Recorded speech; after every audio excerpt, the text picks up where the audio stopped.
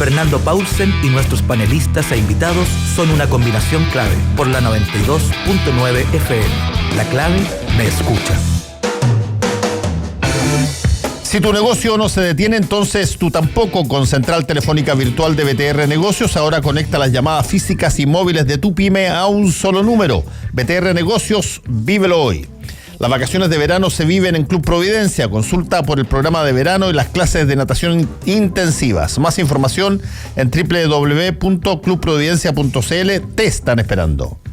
Está junto a nosotros Marley Coffee, un café 100% orgánico en 6 diferentes variedades para disfrutar donde tú quieras. Encuéntralo en supermercados, minimarkets y cafeterías del país. Con Marley Coffee disfruta tu día con toda la onda. Un buen acompañante y el mejor ambiente, la mejor cena está en el Hotel Sheraton Santiago y particularmente en el restaurante El Cid. De lunes a sábado lo esperan con una nueva y exquisita carta, y para los amantes del vino, cada mes con una viña con cepas diferentes a precios especiales, para hacer de tu velada un momento inolvidable. Cena en el Cid del Hotel Sheraton Santiago. Reservas al 222-335-1000 o en sheraton.com/Santiago. Hay 2 libros para regalar. Una novela, El Ejército Invisible, de Ricardo Monsalve, y de María José Cumplido, Chilenas Rebeldes 2. Algunas destacadas mujeres que dejaron su huella la están dejando en su paso por Chile. Chilenas Rebeldes 2 de María José Cumplido. Para concursar, #combinación clave y @me gusta leer CL. Estamos con Claudio Salinas, con Alberto Mayol y con Francisco Martorell. Buenos días. Muy buenos días. Estaba calendarizado que viniera la Vero Pinilla también, pero no sé si es que va a alcanzar a llegar o ha tenido dificultades. Viene, viene ya. Ok. Así que la esperamos. Y el decano, Martorell, necesito escuchar tus primeras palabras. No le puedo creer. Mira, recién le decía a Alberto, cuando Max Weber no tiene respuesta para lo que está pasando, es porque tocamos fondo. Y cuando Fernando Paulsen en su programa de televisión anoche nos dice que tenemos que tomar cicuta y después nos hace una arenga a que esto es un huracán al cual debemos protegernos, pucha que la cuestión está complicada. Y ahí es cuando uno empieza y trata de aterrizar el análisis político frente a todo lo que está pasando, y sabemos el diagnóstico y ya estamos cansados de repetirlo, y la solución... No, y sabemos cuál puede ser la progresión en caso de que no se haga nada. Sí, claro, no, exacto. La salida dramática que pueda tener esta situación. Y cuando empezamos a hablar de las soluciones, me doy cuenta que muchas de esas soluciones están ancladas a nuestro pensamiento, a nuestra historia, a nuestro pasado y a nuestra forma que entendimos la política. Y esto quizás no tiene nada que ver con eso. ¿Cómo está funcionando? Entonces, cuando la derecha siempre pensó en este país que sus granjerías, como las llamó Allende, las iba a defender las Fuerzas Armadas, y esa misma derecha se da cuenta que hoy esa Fuerza Armada no está disponible ni siquiera con estos intentos presidenciales de decretos, proyectos, reformas constitucionales para darle exención penal, porque yo creo que hoy todo militar que ha vivido los últimos 30 años en Chile sabe que cualquier llamado que le hagan a resolver la situación hoy es asumir un compromiso que no está en condiciones de resolver y que al poco tiempo... Pero no van a desobedecer. Yo creo que puede ser que hayan pedido, todavía por lo menos no veo indicios de eso. Sí veo indicios de que probablemente requieren una protección especial, porque si no, no hubiese entrado ese párrafo dentro del proyecto de ley del presidente para una exención penal. Pero tú crees que en el marco de lo que vivimos hoy en el mundo y todos los tribunales internacionales y todas las opciones y todos los tratados chilenos que existen, el párrafo no vale nada, y todos los que hemos firmado, ese párrafo va a valer 15 días después de que termine el conflicto? No, claro. No vale nada. Que es ilegal. Y además ya lo hicieron. Yo creo que ya hubo una desobediencia cuando el presidente dijo el 19 o el 20, no me acuerdo qué día, o el 21, el 20, la guerra. Estábamos en guerra, y el general a cargo de la situación de la seguridad del país le dijo: no, yo soy un hombre feliz, no estoy en guerra con nadie. Fue la clara manifestación de que la salida por ese lado no existe. Y la salida política a la antigua, los acuerdos, las declaraciones. Ayer me llegó esta declaración de la figura histórica del Partido Socialista, me la mandó otro histórico del PPD, y yo le dije, perdón, estoy cansado de declaraciones. ¿Sirven de algo? Que la calle está escuchando las declaraciones, la barricada está escuchando las declaraciones, lo que está pasando, alguien está escuchando estos acuerdos de espurio. Entonces, cuando uno empieza a ver y empieza a buscar soluciones, uno dice, bueno, ¿y cuál fue la solución a la ucraniana? ¿Cuántos tuvieron? 93 días. 93 días, y renunció el presidente. Y renunció el presidente. Y cualquier... Está en Netflix, a propósito, el documental que se llama Winter on Fire. Es así, ¿eh? No dice arde el invierno, pero es la historia de Ucrania, que tiene una semejanza a veces en determinadas cosas, sobre todo en la progresión de violencia. Exacto. Y guardando las diferencias con Chile y por qué se inicia el estallido allá. Pero si uno mira la misma... Poniéndonos ese caso, la misma Constitución de la República de Chile, la que nos rige actualmente, la de 1980, ¿cuál es la solución que nos da frente a una vacancia de la presidencia? Hoy, ya que faltan menos de 2 años para la elección presidencial, que el Congreso Pleno elija al presidente que va a gobernar los próximos 2 años. ¿Alguien cree que van a aceptar o acatar al nombramiento de un presidente, en el caso que se produzca la vacancia, elegido por el Congreso Pleno?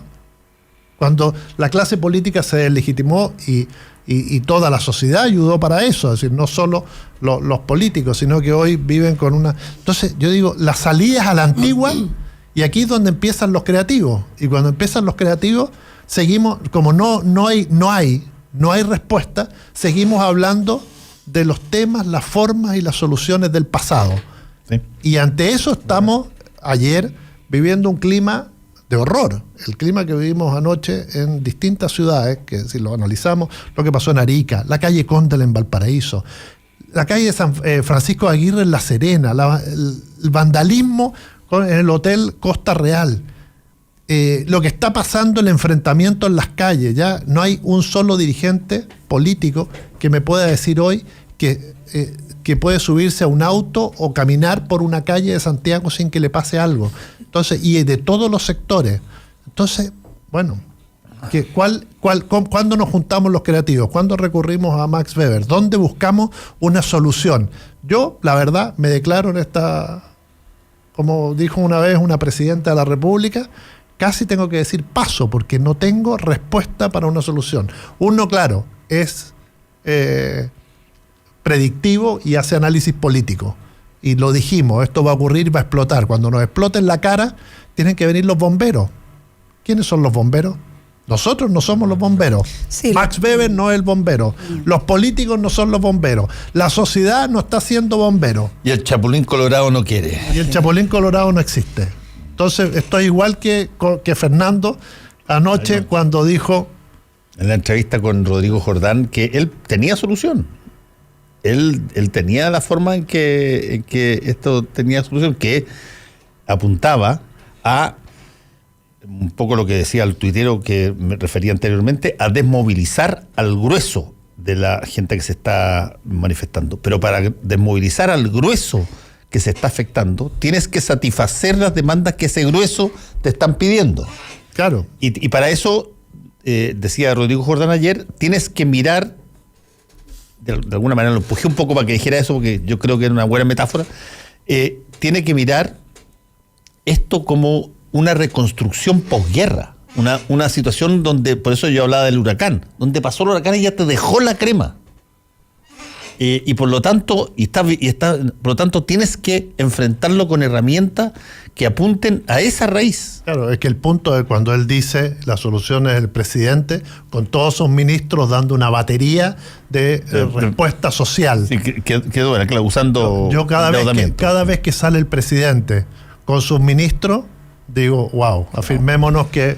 Ya, pero conversamos más, pero hay una, o sea, yo obviamente nadie podría no compartir que está en una situación muy compleja, muy sensible y con hoy día menos capacidad de poder proyectar lo que va a suceder. Hoy día todos estamos siendo analistas del día a día, ¿ah?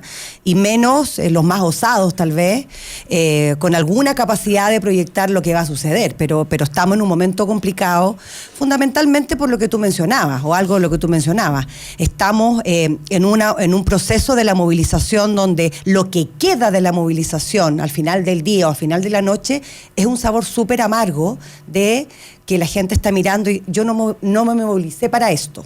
O sea, es todo lo que está sucediendo, el asado en la mitad de la calle, el despoje efectivamente en las calles, el saqueo, el incendio, la destrucción, la falta de capacidad de poder movilizarte libremente, obviamente está generando una distancia con el movimiento social y con la causa que a mí me parece súper complicado y me parece muy peligroso, porque todo lo que se ha logrado en términos de identificar una necesidad social de alto impacto hoy día, me da la impresión, está siendo reducido a esta batalla, digamos, en las calles que yo creo que a ninguno una batalla nos parece que le sirve a los dos extremos. Exactamente. Ahora, en esa situación yo creo que nosotros sí creo que tenemos que reconocer algunas cosas. La declaración del gobierno respecto a la respuesta por el informe de derechos humanos, yo creo que es una buena respuesta, ¿ah? Porque claro, aquí o uno parte de cero y dice aquí partimos de cero, que no podemos, ¿no es cierto? Los estados no pueden partir de cero si vamos a resetear todo, porque eso sería un golpe de estado en la práctica. Puede ser un golpe de estado desde el pueblo, o puede ser un golpe de estado desde la fuerza. Entonces yo creo que uno tiene que ir recogiendo algunas cosas, y yo creo que eso fue una buena identificación de una policía que evidentemente no está a la altura y que hoy día el gobierno, cosa que no lo había hecho hasta hace un mes atrás, está reconociendo falencias, errores, múltiples, digamos, debilidades y abusos hacia la sociedad. Ahora, ¿qué es lo que sucede hoy día? Y yo creo que eso es lo complicado. ¿Se requiere una policía preparada? Se requiere. Porque se requiere. Nosotros en las calles requerimos una policía que hoy día esté enfrentando ese vandalismo. El problema es que hoy día la policía no tiene legitimidad para poder hacerlo. O sea, peor con las Fuerzas Armadas aún. O sea, como tú planteas, yo creo que las mismas Fuerzas Armadas quieren salir a la calle. Pero lo que nos pasa con la policía es que la policía hoy día se está enfrentando a un vandalismo en la cual yo creo que no está preparado. La policía nunca ha estado preparado para este tipo de manifestación social. Nadie. Por lo menos yo creo que menos de un mes. Nunca se planteó un escenario así.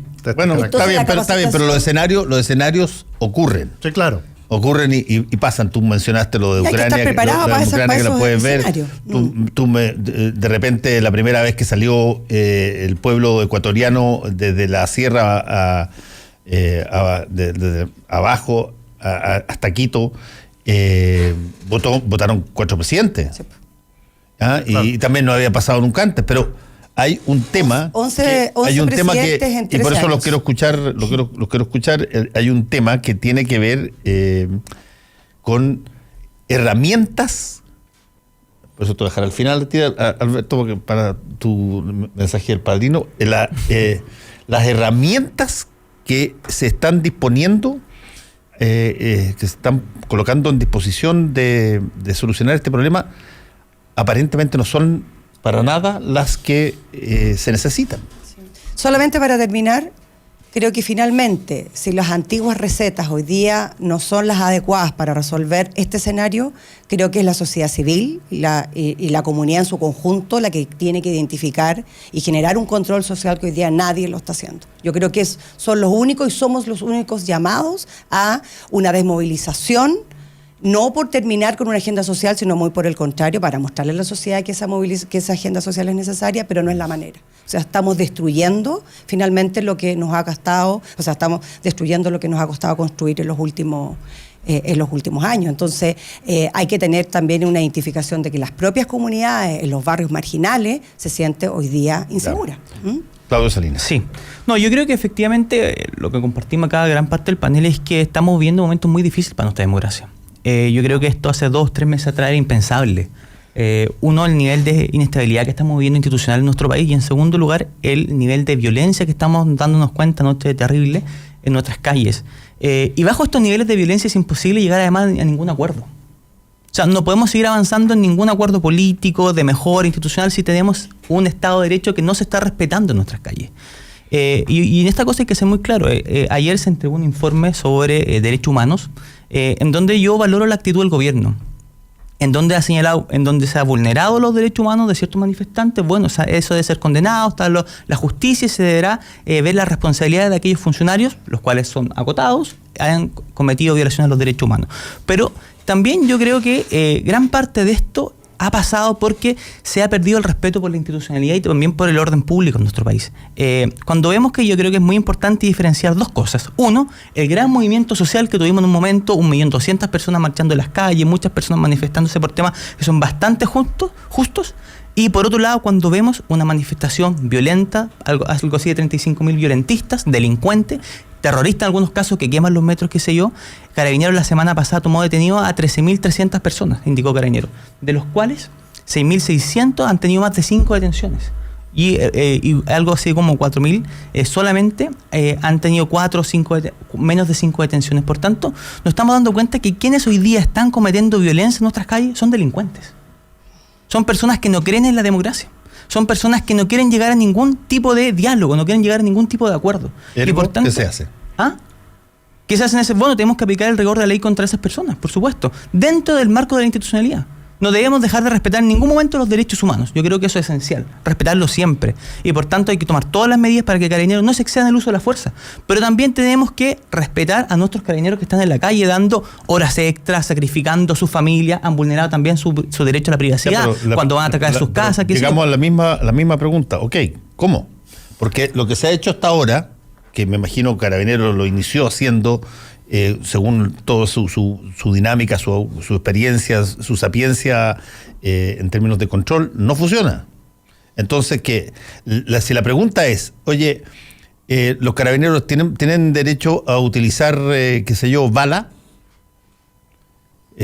frente a esto? Porque al final vamos a terminar discutiendo eso. Lo que vamos a estar, lo que vamos a estar mirando. ¿Cuáles van a ser los medios legítimos para poder contrarrestar esto? Exactamente. Al final, saquemos los eufemismos y saquemos las cosas. Lo que se va a discutir va a ser si es que este principio de autoridad que tú reclamas se traduce en que para enfrentar una quemada tú pasís bala. Bueno, y por lo tanto va a haber un montón de gente que te va a saltar en Twitter y te va a decir, pero por supuesto que eso es lo que debe hacer. No solamente eso, además deben salir ellos y gobernar y que Piñera se vaya para la casa. Y otros van a decir que no, pues. Entonces, bueno, pero vaya a tener un montón de gente que tiene que ser. Y mientras vas a ver otra gente que considera que la manifestación masiva, grande, de la que tú estás hablando, es la base del derecho de movilización que tienen todas las personas de hacerlo, y no por un grupo de personas lo van a dejar de hacer. Fernando, lo que hay que tener una meridiana claridad es que no hay que combatir las movilizaciones masivas, pacíficas, donde la gran mayoría de los chilenos está participando. Yo creo que en eso no hay discusión alguna. Eso se debe tolerar, se debe respetar el derecho a manifestarse a las personas. Lo que es condenable son estos actos de violencia, son estos violentistas que día a día nos están azotando nuestras calles, están destruyendo nuestros metros. Y contra esas personas yo creo que Carabineros debe utilizar todas las facultades que la ley y el marco legal le otorga a Carabineros. O sea, si es que algo que tenemos nosotros es que le hemos dado a Carabineros el monopolio de la fuerza. ¿Por qué? Porque tienen que mantener el resguardo y el orden público. Y la discusión, claro, va a ser cuál es ese monopolio de la fuerza, cuáles van a ser los límites a eso. Ayer, por ejemplo, esta organización entregó 10 propuestas a Carabineros sobre cómo debe hacer. También Carabineros se está instruyendo y está acogiendo recomendaciones de otras policías internacionales de cómo hacer el uso de la fuerza para combatir manifestaciones en otras partes del mundo. Eso es necesario. O sea, es necesario que veamos cuáles son estos caminos adecuados para poder combatir esto. Pero yo creo que es muy importante que no se puede negociar con violencia en las calles. Antes del corte, Alberto. Sí, a ver, cuando pasan fenómenos de esta magnitud, ¿ya? La palabra fundamental es rendición. O sea, hay que rendirse a los hechos. No hay que empezar a porfiar frente a los hechos. Aquí el repertorio, ese problema del repertorio del gobierno. La solución ya no existió, seamos súper claros. La solución ya no existió. Esto tenía que ser rápido, tenía que ser la primera semana, ojalá el lunes, el martes. ¿Ya? La solución el primer día, el presidente nos condenó a 10 o 15 o 20 años de marasmo. Y cada día que pasa nos condena a más tiempo. Es así de simple. Ahora, obviamente, si no hay una solución del problema, es distinto la magnitud del problema con el que vamos a quedar para adelante. Entonces depende igual de las acciones que se emprendan en este instante. Cuando un estallido social se produce, piensen en que hablamos de estallido cuando hablamos del estallido ocular. Uno le pregunta al oftalmólogo y dice, el estallido ocular es que se raja todo el ojo. Un estallido social significa que se raja toda la sociedad. Entonces pasan cosas que no eran habituales en Chile en ningún momento de la historia. Chile, contrario a lo que decían todas las encuestas y contrario a lo que decían muchos especialistas, Chile era un país muy seguro. Francisco acaba de decir, miren, los políticos antes podían salir a la calle, caminar, ¿ya? Eso es un lujo en muchas sociedades del mundo, incluso en países desarrollados. Y resulta que eso se acabó. En este instante se acabó, y se acabó quizás por mucho tiempo. Y hay una serie de delitos que nosotros no conocíamos, que conoceremos pronto. Entonces, esa es la gravedad de los hechos. Pero el problema es cuál es la receta. El presidente ha tomado la decisión de que parte de la receta sean los problemas. O sea, hay 12 variables que la literatura indica de cómo inciden, cómo aumenta el malestar social y se producen posibles crisis. De esas 12, 4 ha sido la receta del presidente para todo esto, ¿ya? Destruir más la credibilidad de las instituciones públicas, cuando saca a carabineros a que no sirvan para nada, ¿ya? Cuando uno juega con la institucionalidad para que no pueda hacer nada, es destruir la credibilidad de las instituciones. La desconfianza con la democracia, la mayor parte de los chilenos en este momento no creen en la democracia, veníamos de una situación grave ya, resulta que se enfatiza. El miedo a los otros, estamos con miedo a los otros. Eso está clarísimo. Y el uso de mano dura por parte del Estado es otra de las variables que aumenta las probabilidades de estallidos sociales. Entonces, si el gobierno, y aquí no hay que olvidarse una cuestión que es bien importante, aquí hay un sector político que siempre entendió que existían soluciones y que las soluciones por las que se emprendieron en una crisis en Chile, lo que se llamó la doctrina del shock en Chile, fueron economistas y militares. Resulta que esos dos repertorios hoy día son el problema. Entonces, pero ellos no pueden salir de allí, o el presidente no puede salir de allí. Yo he escuchado a varios de ese mundo que sí están dispuestos a salir de allí, pero el presidente no puede salir de allí. Entonces la pregunta no es si necesitamos más policía, si tienen que hacer esto o lo otro, porque eso es un asunto, es un asunto, pero mientras esto no tenga una solución con un repertorio amplio, no hay posibilidad. Otra de las variables que afecta el malestar social son las políticas de austeridad. En este caso no estamos haciendo políticas de austeridad, pero resulta que estamos haciendo políticas de austeridad cuando tú sabes que el gasto que necesitas es 15.000, 20.000 millones, ¿ya? Y quieres hacerlo con 1.500.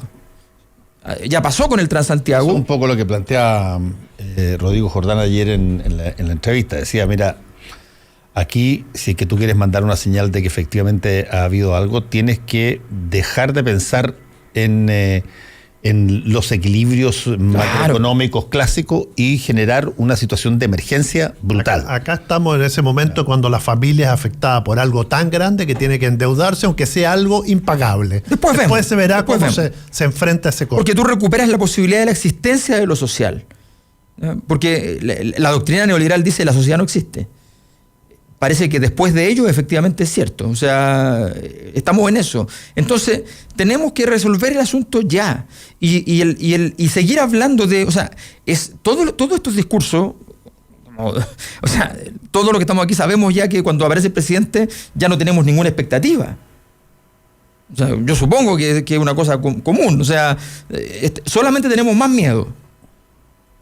¿Ya? Porque lo que vaya a decir va a generar después, como ha ocurrido todas las veces, y Alberto, más violencia. No es solo el presidente, sino esta decisión, por ejemplo, de adelantar a diciembre el pago del aumento de las pensiones del Pilar Solidario a los mayores de los 80 años, en vez de que sea enero, adelantarlo a diciembre, una tomadura de pelo. Cuando te convoca el Banco Estado y te dice que te va a bajar los 300 pesos, los 300 pesos a los adultos mayores, la tomadura de pelo, todo eso va generando, obviamente, mayor malestar. Obviamente. Entonces estamos hablando de que el repertorio está muy mal. Obviamente hay soluciones que pueden moderar la magnitud de la herida, obviamente.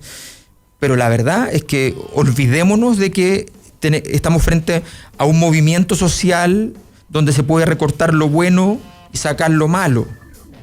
Eso pasó el 2011. Ahora lo que nos va a pasar es que para sacar lo malo, se nos van a ir muchas cosas buenas que ya se fueron, y quizás otras también, y vamos a tener que entonces empezar a reconstruir. Vamos a seguir conversando en un ratito más. Volvemos con Combinación Clave. La clave me escucha. Un buen acompañante y el mejor ambiente. La mejor cena está en el CID de Sheraton Santiago. De lunes a sábado te esperamos con una nueva y exquisita carta, y para los amantes del vino, cada mes con una viña con cepas diferentes a precios especiales para hacer de tu velada un momento inolvidable. Cena en el CID de Sheraton Santiago. Reservas al 222-33-5000 o en sheraton.com/Santiago. Asegura tu diversión jugando en equipo, descubriendo la naturaleza, chapoteando en la piscina, practicando bowling con amigos y convirtiéndonos en artistas. Además, podrás experimentar la magia de la ciencia. Ven a ser amigos, cantar, reír, competir, cocinar y mucho más. Todos son bienvenidos. Más información e inscripciones, clubprovidencia.cl. Club Providencia, encontrándonos en familia. Estamos hablando con Jorge Garcés, don Jorge, Jorge Garcés. Al menos la última por mi parte le voy a hacer una pregunta bien amarilla, con el color insigne de este programa. Habló de que marchó la gente de la U con la gente de Colo-Colo. Sí. La gente de Fernández Vial con la gente de Deportes Concepción. Así es. ¿Podríamos ver marchar a Jorge Garcés con Rubén Selman? Mira, no. ¿Es posible? No, no. Pero en pro de la paz, Jorge. ¿Pero la paz? No, es que en la vida uno está bien. Hay gente que está bien con Dios y con el diablo. Yo estoy solo bien con Dios. Oh. Soy el gran Roca Balbuena, querido y odiado por muchos. Escuchémonos, amables amarillos, en ¿Qué es qué? De lunes a viernes desde las 16:30 horas. La clave me escucha. Fernando Paulsen y nuestros panelistas e invitados son una combinación clave por la 92.9 FM. La clave me escucha.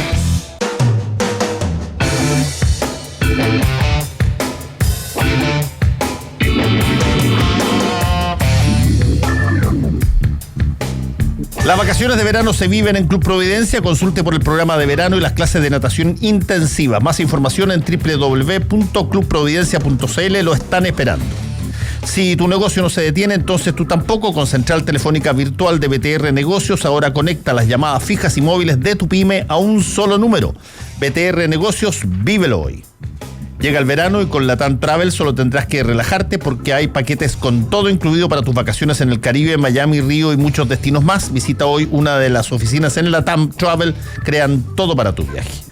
¿Qué tal compartir en familia un delicioso brunch de fin de semana en medio de un privilegiado entorno natural, impecable áreas verdes, aire fresco y a pasos de la piscina al aire libre en un nuevo concepto de terraza de verano? Te esperan cada sábado y domingo a partir de las 13 horas en Restaurante El Bohío del Hotel Sheraton Santiago. Reservas al 222-335000 o en sheraton.com/Santiago. Estamos regalando 2 libros, Chilenas Rebeldes 2, con el perfil de chilenas que marcaron una huella en el país, de María José Cumplido, y de Ricardo Monsalve, la novela El Ejército Invisible, que está colocada en el marco de la dictadura y una serie de cosas ahí que se supone que pasaron, pero que se novelizaron para que fuera parte de esta trama. Ricardo Monsalve, El Ejército Invisible, para concursar, hashtag combinación clave y @, me gusta leer CL. Ya. Estamos. Claudio Salinas, tú querías hablar. Sí, por supuesto. No, a propósito de lo que estábamos hablando en el panel anterior, yo creo que es muy importante el tema de cómo vamos a resolver esto. Yo creo que aquí todos compartimos el análisis que hay que encontrar una respuesta, una solución. Hoy día nuestra democracia, queramos o no queramos, está pasando una severa crisis. Y por tanto, yo creo que para que esto sea muy necesario ir resolviendo esta crisis, necesariamente es necesario recuperar el Estado de Derecho en nuestro país. Yo creo que el informe que ayer entregó esta Comisión de Derechos Humanos es muy significativo, muy importante. Carabineros debe mejorar los procedimientos, sí, lo debe mejorar. Pero también tenemos que considerar qué pasa con los derechos humanos de todas las personas. El profesor Hernán Corral sacó la semana pasada una columna en el Mercurio donde señalaba que los derechos humanos es un concepto que no solamente se vulneran cuando son supuestos agentes del Estado que están pasando a llevar los derechos humanos a ciertas personas, sino que los derechos humanos son de todas las personas. Por tanto, no solamente a mí, por ejemplo, cuando un carabinero me está atacando, están vulnerando mis derechos humanos, sino que están vulnerando mis derechos humanos, por ejemplo, cuando no me dejan circular por la calle libremente, están vulnerando mis derechos humanos cuando, por ejemplo, atacan iglesias, están vulnerando derechos humanos cuando la señora que tiene un kiosco en la Alameda no puede ejercer su libertad económica para poder producir, para poder llevar sustento a su hogar. Entonces yo creo que la clave para resolver todo esto, en primer lugar, si uno tuviese que hacer como los pasos a seguir, lo primero tenemos que asegurar el Estado de Derecho. O sea, bajo estos niveles de violencia es imposible, pero imposible llegar a ningún tipo de acuerdo. Se debe recuperar el Estado de Derecho en la calle, dejar en la cárcel a los delincuentes que en estos momentos están colocando en riesgo nuestra democracia, y cuando hemos avanzado en ese ámbito recién, bueno, vamos viendo cuáles son los próximos pasos a seguir. Pero dados los grados de violencia que en este momento, oye, tenemos una gran mayoría... Vamos a esperar 2 meses para buscar a las personas que el gobierno... Para empezar a tomar medidas sociales. El Estado tiene que lo antes posible asegurar el Estado de Derecho. No, si meses. Hoy día... Bueno, hay que darle la facultad, porque no tiene legitimidad. La legitimidad no se compra en la esquina ni se gana a balazos. La legitimidad es una... Ven, aquí... Durante décadas, 20 años, se les bajaba la legitimidad y contrataban un publicista. Estamos hablando de eso. Pero, Alberto, confundieron un logo con la legitimidad. Sí, pero no podemos pensar que por esos 35.000 personas, delincuentes que en estos momentos nos están destruyendo... Pero si no pueden agarrarlos. Bueno, pero hay que agarrarlos. Sí, claro. Bueno, hay que sacarlos. Entonces, ¿a quién traemos? Yo parto de la base que esa es la orden que hay que recuperar el Estado de Derecho. Todos los días. Yo creo que hace 40 días el gobierno les dijo asegurar el Estado de Derecho lo antes posible a todas las personas. Y eso se requiere también un acuerdo transversal de la clase política, porque no sirven nada esos acuerdos de paz de cartón cuando, por ejemplo, vemos que en la sede del Partido Comunista hay personas que se los tomaron detenidos porque tenían elementos incendiarios.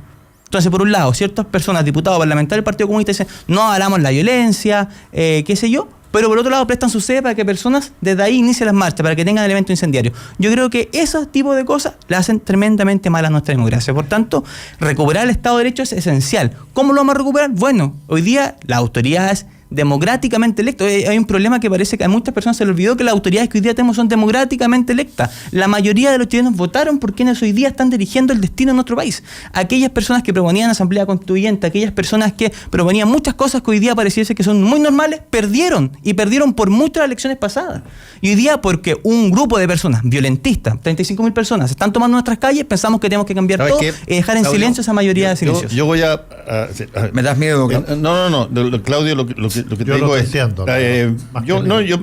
Me parece coherente dentro de tu lógica el discurso. Creo que hiciste varias cosas que son medias complejas. Una, trataste de anclar un número que no tienes ninguna evidencia para ello, 35.000 personas. No tienes idea si son 35.000, son 15, son 10.000. El estudio más o menos de Carabineros que ha hecho. No, el Carabineros no ha hecho ningún estudio que haya dicho cuántas son las personas, por lo menos, que se hayan publicado, salvo que tú conozcas internamente la cosa. De hecho, Carla Rubilar habló de 6.000 o 7.000. Exactamente, por lo tanto, 15 días. Anclar un número es siempre una cosa hiper riesgosa de hacer porque tú buscas ese número. Entonces, puede ser más, puede ser menos, el hecho es que se tiene que saber.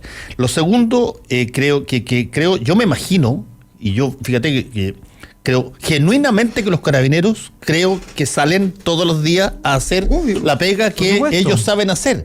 Solo que cuando te das cuenta tú que el fenómeno que tú has estado preparado para enfrentar es totalmente distinto a lo que estás enfrentando. Bueno, cuando no te resultan las cosas o tienes que acudir a cosas fuera de protocolo que después te redundan en acusaciones internacionales, para poder hacer aquello que tú creías que podías hacer como lo estabas haciendo.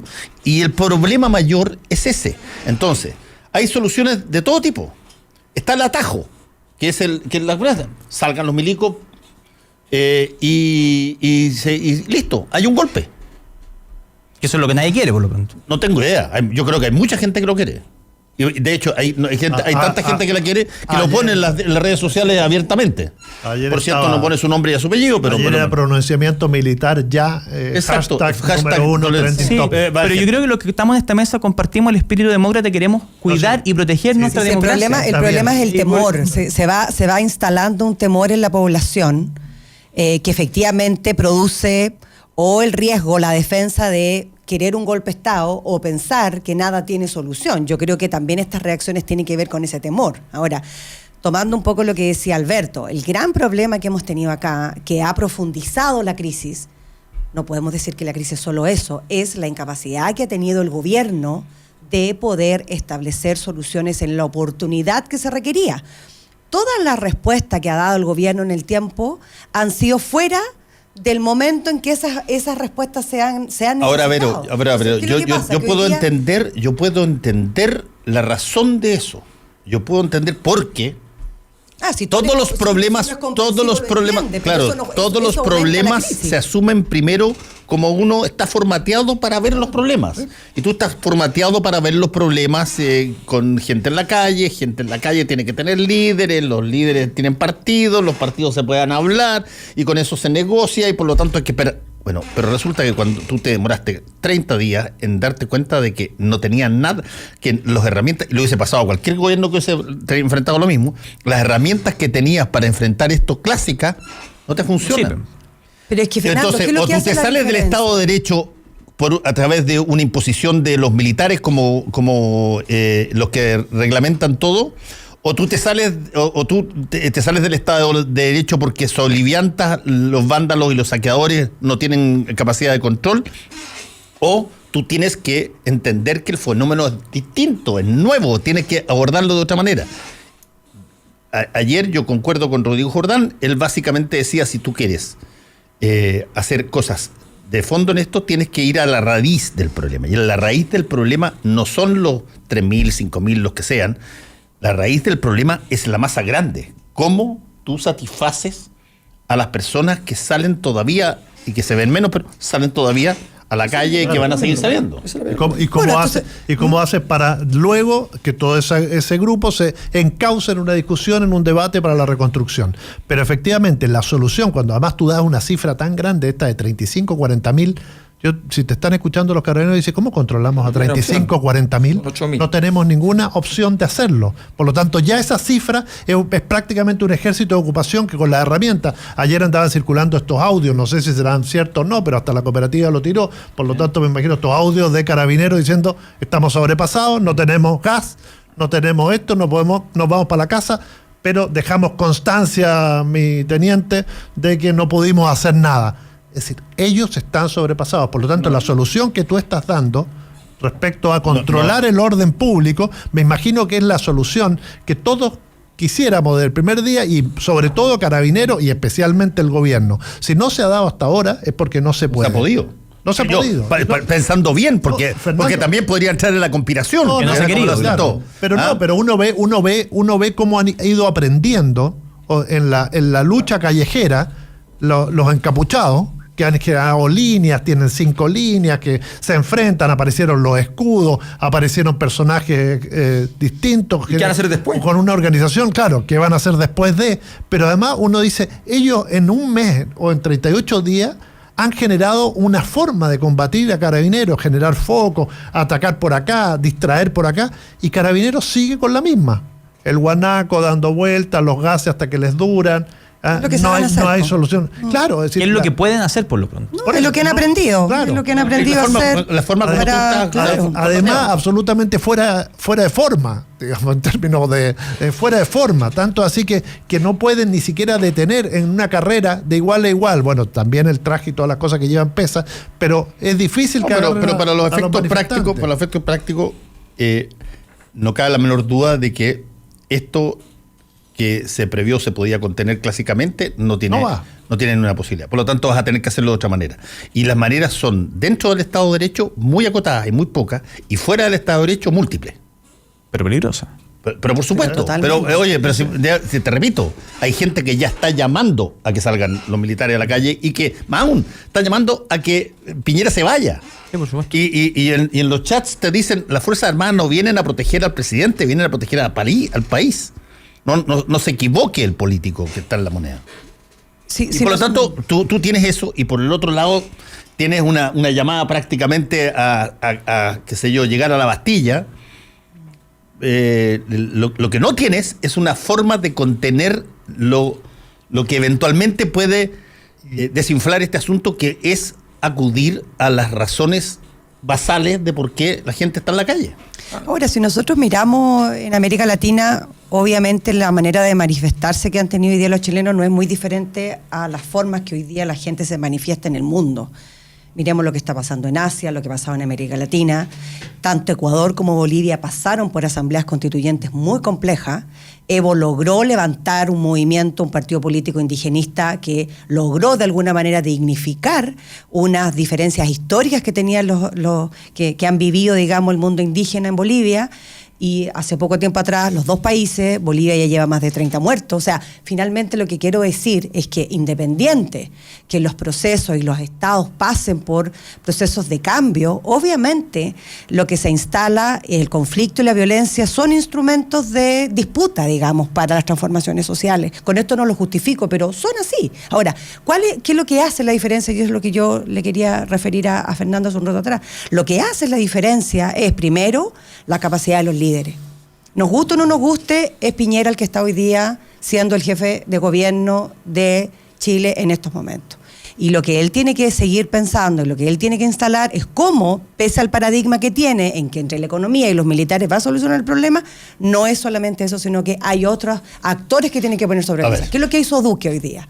Duque llamó inmediatamente a las fuerzas civiles, a los sindicatos, a las organizaciones, porque se dio cuenta que, de alguna manera, el factor tiempo era sumamente relevante para solucionar el problema. Con eso no digo que lo vaya a resolver, pero Colombia está viviendo una situación similar y el grado de reacción del gobierno ha sido diferente. Entonces, lo que tiene que tomar el rumbo es el gobierno. Mira, si el problema, claro, es que, a ver, si uno resume todo el problema, es que los gobiernos necesitan poder. Y a veces consiguen el poder de maneras bastante ilegítimas. Pero el poder para un gobierno siempre es bueno. La pregunta es, ¿las formas ilegítimas de conseguir el poder que tendría hoy día el gobierno para conseguirlo, le dan poder? La respuesta es no. Y ese es el punto. El punto es que ni siquiera una movida como... A ver, yo creo que tenemos que sacarnos la careta, porque al principio todos dijimos que es mejor que no caiga el presidente, qué sé yo, y la verdad es que hay que darle algún respaldo, algún espaldarazo. Y lo hicimos acá y todo el cuento. Pero seamos claros, ayer el gobierno, ¿qué gesto hizo con los derechos humanos? O sea, ayer tenía la reunión con el equipo que ellos pensaron que le iba a decir que no había violaciones de derechos humanos, eso es lo que pasó. Por eso invitaron a Human Rights Watch. Por eso los invitaron, porque pensaron que, dado el apoyo que ellos le habían dado a Human Rights Watch en Venezuela, pensaron que entonces, y querían compensar lo que iba a decir el informe de la ONU. No conocen nada, José Miguel Vivanco. Claro, y resulta que llega el informe y le dice, mire, ¿sabe qué? Yo no soy amigo, yo no soy aliado, yo hago mi pega, ¿ya? Y aquí está.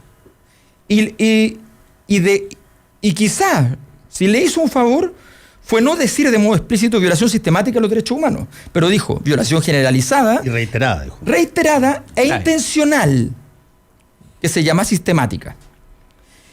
Entonces, y eso significa que el informe que va a venir de Naciones Unidas va a decir sistemática. Y eso significa que hay responsabilidad. No sé, pero hay bastante, yo te diría, formas de decir una cosa que, si bien puede no ser la palabra correcta, demuestra bien el problema. Cuando tú dices que hay un cierto patrón y que esa conducta es reiterada, ya está bien. Puede ser que no, que para que sea sistemática necesite una instrucción que alguien dio. ¿Okay? Pero no cabe la menor duda que el padrón determinado en una determinada área puede sugerir que existe de alguna manera una regularidad en esa. Claro, entonces cuando ellos dicen vamos a hacerle caso a esto, lo dice también José Miguel. Y el mismo día sacan un proyecto que dice literalmente algo que es completamente ilegal dentro de la legislación chilena, la legislación internacional, que no respeta los derechos humanos, que es decir, vamos a dar un marco de impunidad en todas aquellas áreas cuando el gobierno civil establezca que en esa área hay un cuidado que hay que tener particular. Cuando el presidente, en ese instante, entonces esa área va a ser impune. Eso no existe. Eso no existe en nuestra legislación, no hay ninguna posibilidad que sea constitucional y no existe, no es constitucional con la constitución que tenemos, ¿ya? Y no va a ser aceptable en la internacional. Entonces, insisto, creo que el punto de fondo es la herramienta, el gobierno necesita poder. La herramienta que está ocupando solo lo debilita. Solo lo debilita porque ¿Cuál es la herramienta que le da poder al gobierno, crees tú? La única herramienta que le puede permitir dar poder al gobierno es echarle un poquito de aceite al motor. Los motores sin legitimidad, las sociedades sin legitimidad son un motor sin aceite, sobrecalentado que se empieza a romper. Tienes que empezar a echarle el aceite. ¿Y cuál es el aceite? Y el aceite son las medidas sociales de gran tamaño. A ver, aquí estamos hablando de que Macri pidió $50.000 millones para Argentina. Y se lo pasaron así. 34.000. Y se lo pasaron. Se lo pasaron. Se lo pasaron, pero sin ningún problema, a un país que sabes que no te lo va a pagar. Para que no nos engañemos. ¿Ya? O sea, es el discurso de la mesa de unidad social, eso es lo que tú planteas. Es obvio, porque además activas la economía. Endeudarnos 20 años. Pero o sea, además, el nivel de deuda de Chile es del 22%. ¿Ya? El nivel de deuda promedio de la región y de todas las regiones del mundo oscila entre 26 y 27. Tienes 4 o 5% de deuda potencial para crecer, para estar dentro de los límites totalmente normales, sin ninguna locura. La deuda de muchos países, Japón, Estados Unidos, está en tasas del 60, 80, o sea, no estamos hablando de ninguna locura. ¿Ya? Para que nos operemos del espanto. Entonces estamos hablando de que hay que tomar medidas ya sociales y medidas de reactivación económica. Que la gente siente, o sea, mañana cuando tengamos el aumento del desempleo, ¿qué viene? Entonces... Pero sabes que yo no veo eso en el ADN, ni del gobierno ni de ciertos sectores de la oposición. No. Yo veo a Lagos Weber negociando en el Congreso porcentajes mínimos en este acuerdo social, te demuestran que no hay ninguna voluntad de llegar a ese cañonazo social que tú planteas.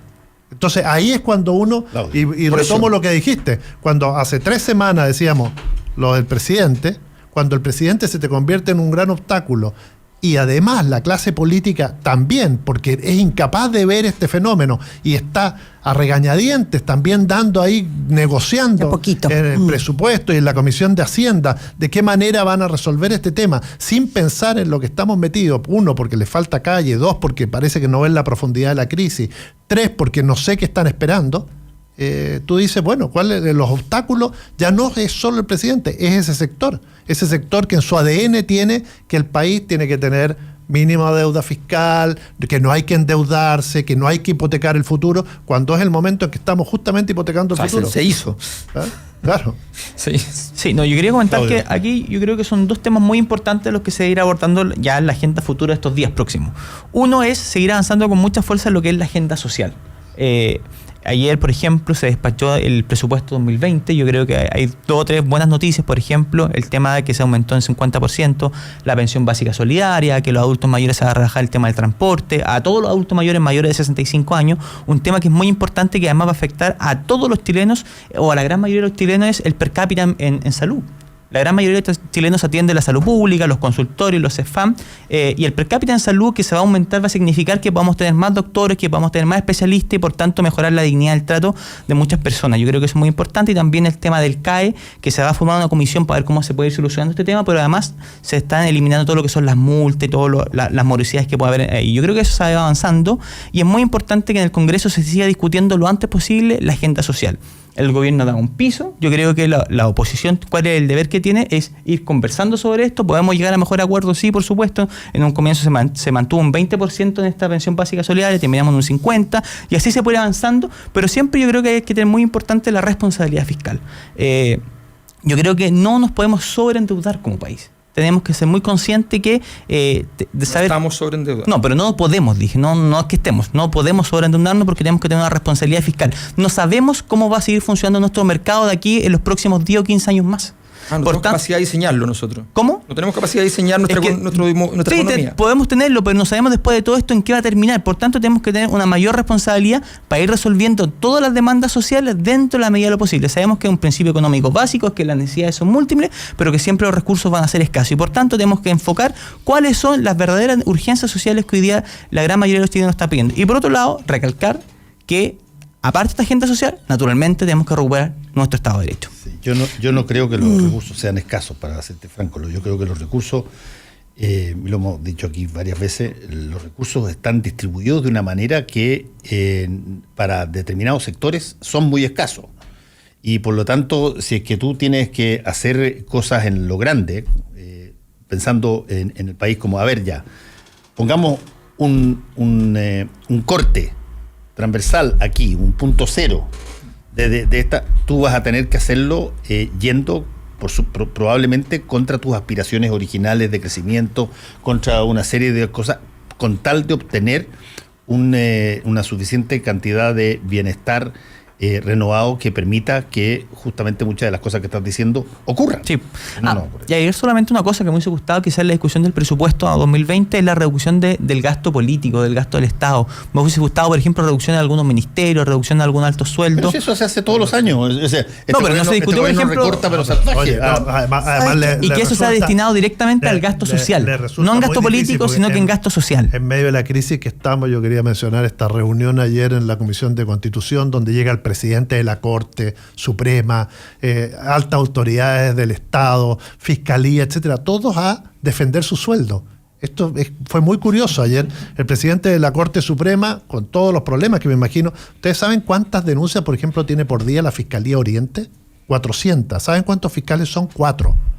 Llegan 400, no tienen ninguna capacidad. Lo que tú decías de los delitos que vamos a conocer después, lo que están ocurriendo hoy día y que no tenemos idea porque en esta vorágine de noticias es imposible relevarlas a todas, es impresionante. Y ahí tenemos, y uno ve a las altas autoridades del país defendiendo el sueldo de la carrera judicial en el Congreso. Pero efectivamente, si seguimos con eso, fijando ahí el problema y no meternos la mano al bolsillo, yo creo que es el momento justo que si hay que sobreendeudarse, hay que sobreendeudarse. Si no vamos a tener país, Claudio, esto si sigue así no vamos a tener país.